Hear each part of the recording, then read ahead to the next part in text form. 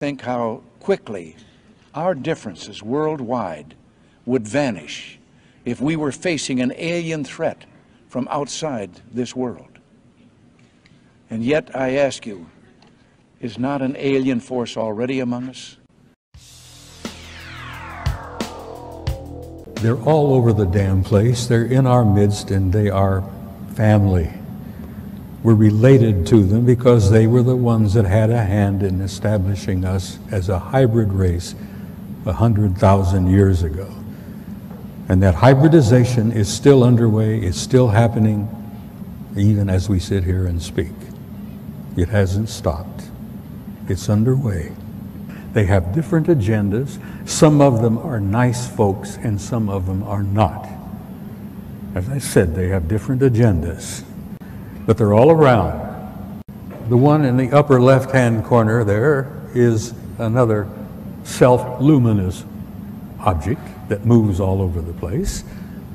That object is over 2,000 miles long. It is an artificially constructed object, over 2,000 miles long. It's about 500 miles in diameter.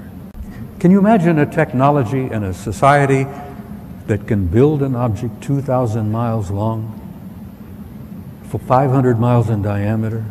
Oh, this is an object that flew up and knocked the Soviet satellite out of orbit some years ago. The Soviets sent up a damn first-rate satellite.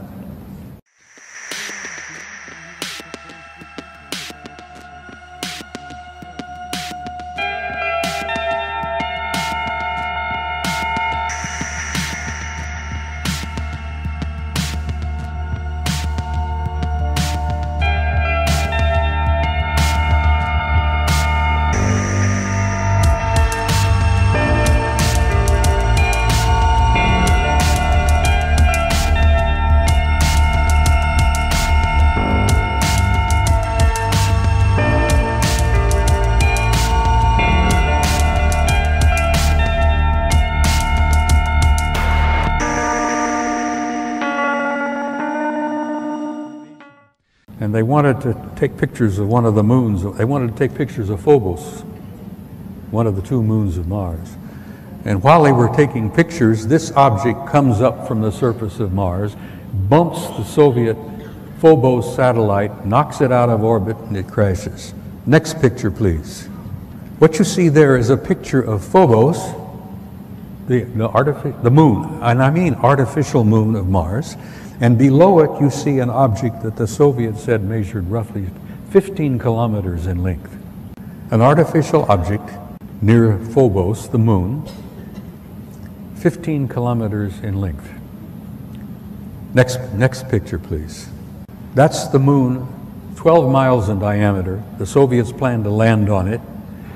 Well, someone else said, no, you're not going to do that.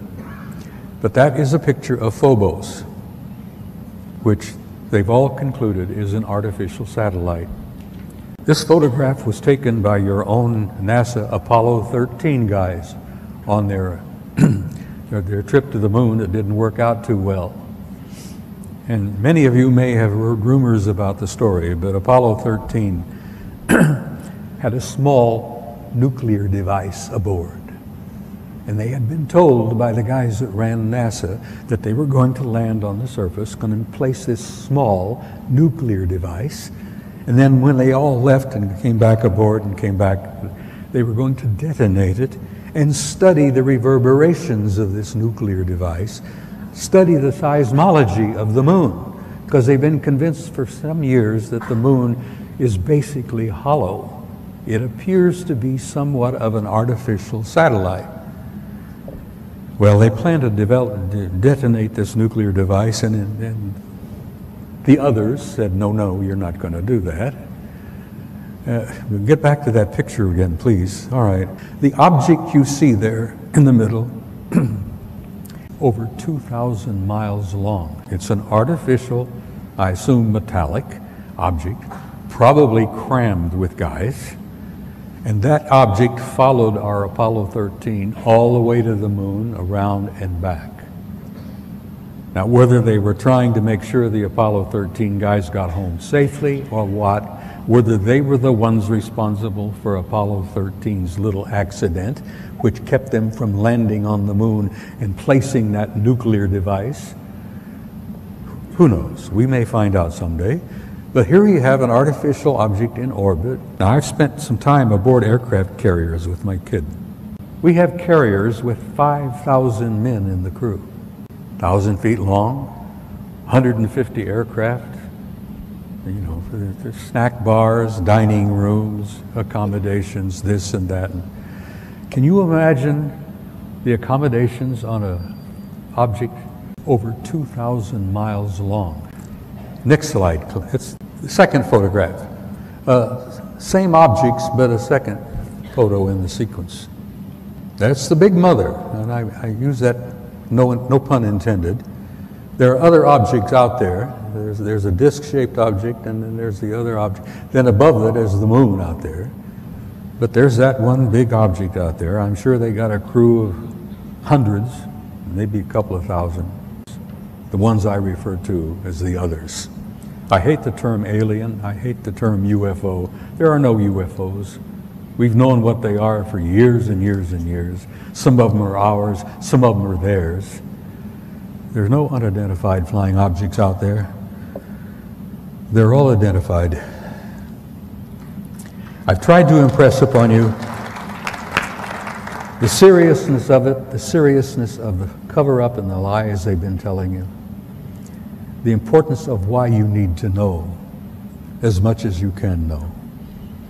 And you need to be presented with the material because, damn it, you all deserve the truth. You have a right to know and you have a need to know because you are the people that this whole damn thing is all about.